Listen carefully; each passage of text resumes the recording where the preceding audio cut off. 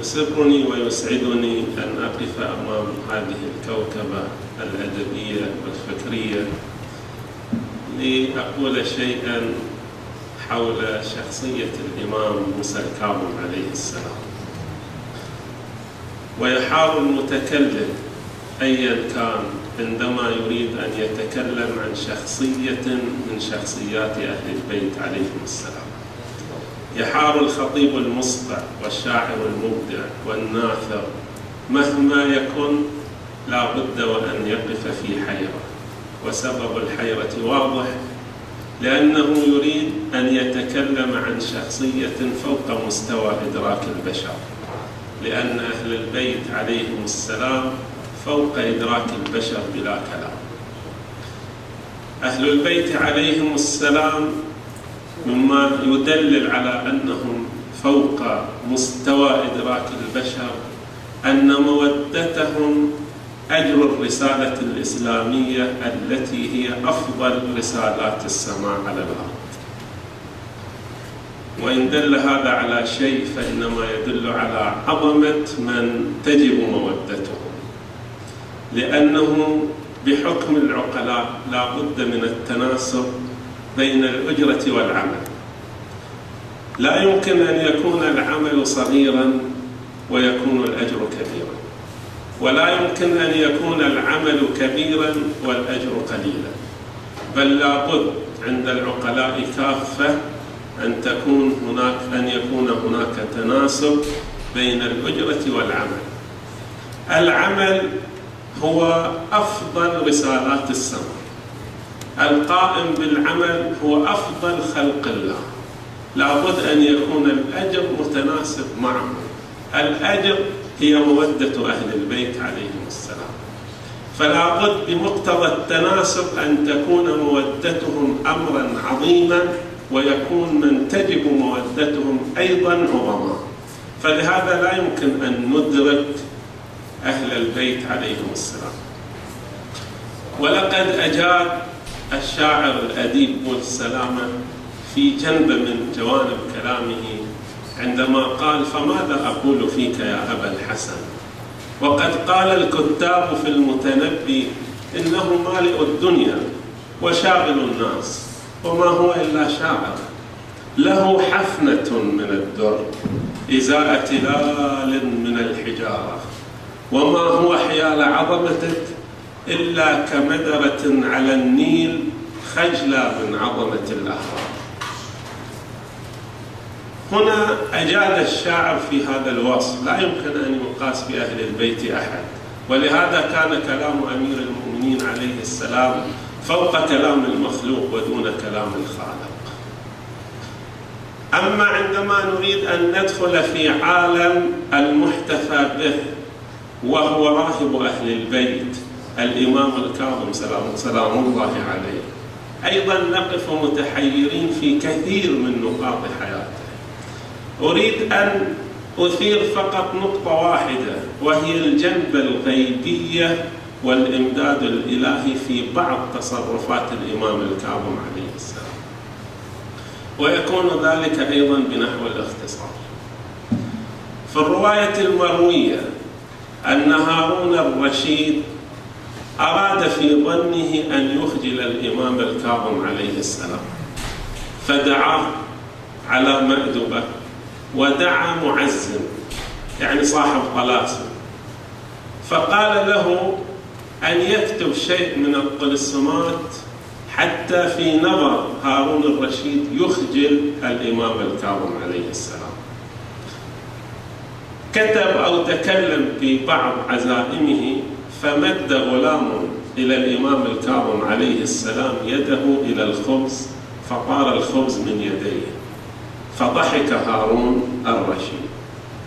وهكذا في المرة الثانية، فالتفت الإمام الكاظم عليه السلام إلى صورة أسد على الجدار، فقال: يا أسد الله خذ عدو الله، فانقض عليه كأكبر ما يكون من الأسود، فالتهمه وابتلعه، وسقط هارون ومن معه مغشنا.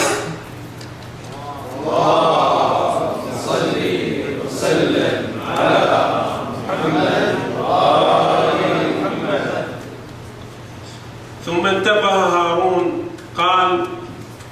الصورة أن ترده.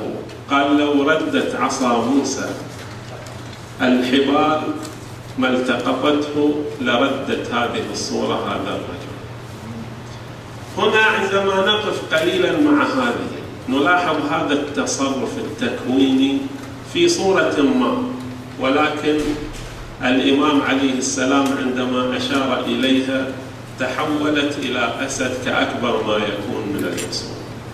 ربما يقول القائل أنكم تبالغون، وربما يقول القائل أنكم تغالون، ولكن عندما نريد أن نقيس هذا الأمر بالميزان الشرعي نلاحظ أن وصي سليمان عندما أراد أن يأتي بعرش بلقيس العفريت من الجن قال أنا آتي به قبل أن تقوم من مقامك، أما وصي سليمان قال أنا آتيك به قبل أن يرتد إليك طرفك. عرش بلقيس يأتي به وصي سليمان من اليمن إلى فلسطين بأسرع ما يكون قبل أن يرتد إليك طرفك. وصي سليمان عندما وصفته الآية فقال الذي عنده علم من الكتاب، وكما تعلمون أن من هنا تفيد التبعيد، فعنده بعض علم الكتاب، وكانت عنده هذه القدرة بحيث يأتي بعرش بلقيس من اليمن إلى فلسطين. وأما وصي محمد صلى الله عليه وآله قل كفى بالله شهيدا بيني وبينكم ومن عنده علم الكتاب، كما هو مقتضى الروايات الشيعية والسنية أن المقصود من هذه الآية ومن عنده علم الكتاب هو علي بن أبي طالب.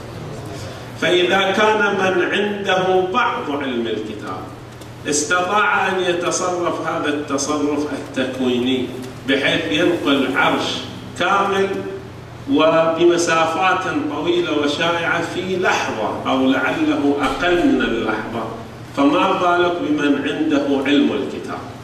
لا بد وأن تكون قدرته في التصرف التكويني أكثر من قدرة ذاك بشكل كبير وكثير. وأهل البيت عليهم السلام من هذه الجهة على حد سواء. حكم الإمام الكاظم كحكم أمير المؤمنين عليه السلام في أن عنده علم الكتاب، لأنه هو الثقل الثاني للكتاب وهو عدل الكتاب، فلا بد وأن يكون عنده ما في الكتاب. الكتاب فيه تبيان كل شيء، يكون عند الإمام الكاظم تبيان كل شيء، وإلا لتخلف الإمام عن الكتاب. والرسول صلى الله عليه وآله يقول لن يفترقا، كما هو في الحديث الصحيح عند السنة والشيعة وهو حديث الفقرة. هذه جهة من جهاته. من الأمور التي ترتبط بهذا أيضا في حديث صحيح يرويه حماد بن عيسى. حماد بن عيسى أحد صحابة الإمام الكاظم عليه السلام، وهو من أجلاء صحابة الأئمة. يحدث يقول قلت للإمام الكاظم عليه السلام ادعو لي أن يرزقني الله دارا وزوجة وولدا وغلاما وخادما وأن أحج كل سنة.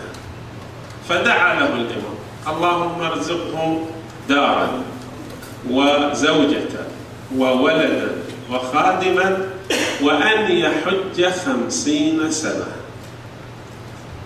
هو يحدث يقول لمن معه هذه الدار داري، وهذه زوجتي تسمع كلامي، وهذا خادمي، وقد حججت 48 سنة. ثم الراوي عنه يقول حج بعد ذلك عامين فأكمل 50. في السنة 51 أراد الحج وذهب إلى الميقات وأراد أن يحرم فاجترفه السيل ومات، فأكمل 50 سنة. والإمام الكاظم عليه السلام عندما قال وأن يرزقه الحج 50 سنة، فهذا مما يدل على علمه الغيبي. وهكذا عندما نريد أن ندخل في هذا الباب وفي فضائله يعني يحير العقل. لهذا يقول ابن طلحة الشافعي في كلمة له كراماته تحار منها العقول وتقضي بأن له عند الله قدم صدق لا تزل ولا تزول، في كلام طويل له أيضا. عندما نأتي إلى بعض كلمات الإمام الحكمية نقتصر على كلمة من حديث طويل ينصح فيه هشام بن الحكم، يقول يا هشام من أراد الغنى بلا مال وراحة القلب من الحسد والسلام في الدين فليتضرع إلى الله عز وجل في مسألته بأن يكمل عقله، فمن عقل قنع بما يكفيه، ومن قنع بما يكفيه استغنى، ومن لم يقنع بما يكفيه لم يدرك الغنى أبدا. وهكذا في كلماته الكثيرة. أختم الكلام بمقطوعة صغيرة وهي ليست جديدة طبعا، وليست في الإمام الكاظم بالخصوص، وإنما هي في أهل البيت عليهم السلام.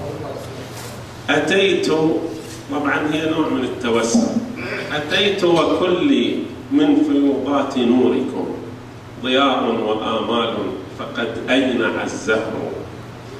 أتيت لبحر قد أفاض نواله فقد أصحرت أرضي وقد يبس النهر، وإني أرى قلبي من الوجد نحوكم يذوب مرارا ثم يلهو به الجمر.